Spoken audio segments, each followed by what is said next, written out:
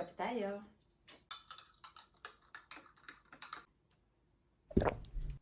Yan guys. May kwento nga pala ako sa inyo guys. Sandali lang ha.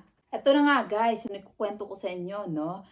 Meron kaming kapitbahay dito na may problema sa coffee machine niya. Ngayon, sabi niya, pinagawa niya na daw yun ng 3 beses sa manggagawa.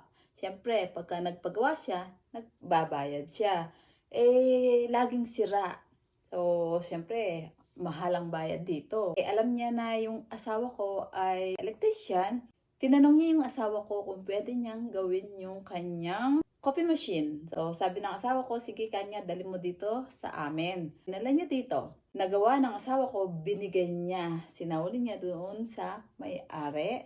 Binabayaran yung asawa ko. At ayaw ng asawa kong tanggapin yung bayad. Sabi niya, it's nothing. Pero, siyempre, itong kapitbahay namin, ayaw pumayag na hindi siya bayaran. Ang ginawa nung yung kapitbahay namin, kagabi nagpunta dito. May dala-dalang gifts. Ayan. Meron sa 3 bata, meron sa akin, at meron sa asawa ko. So, ano nga ba yun? Eto guys, eto.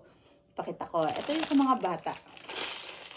3 balot na ganito, chocolate, ang kanyang ibinigay. Pagkaganitong San Nicolas, araw ng San Nicolas.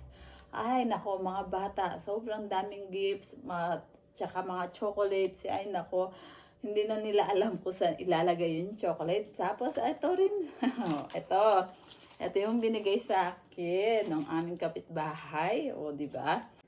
Nakakatuwa na pati ako, binigyan niya, di ba? Tapos, ito yung binigay niya sa asawa ko. Ayan, ayaw niyang tumanggap ng pera.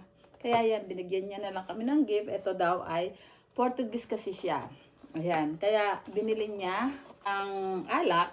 Portuguese na alak daw to. Kaya, ayun, gusto niya na itry ng asawa ko. Ayan, pagka ayaw tumanggap ng pera, yung taong iningan nyo ng favor, bigyan nyo ng konting pakonsuelo yung tao, di ba? Ayun na nga guys, yun lang naman ang kwento ko sa inyo. Salamat sa panonood. Bye-bye! Nga pala, subscribe sa aming channel, Lon Chris Vlogs, kung hindi ka pa nakasubscribe. And comment down below kung anong masasabi mo. Bye-bye!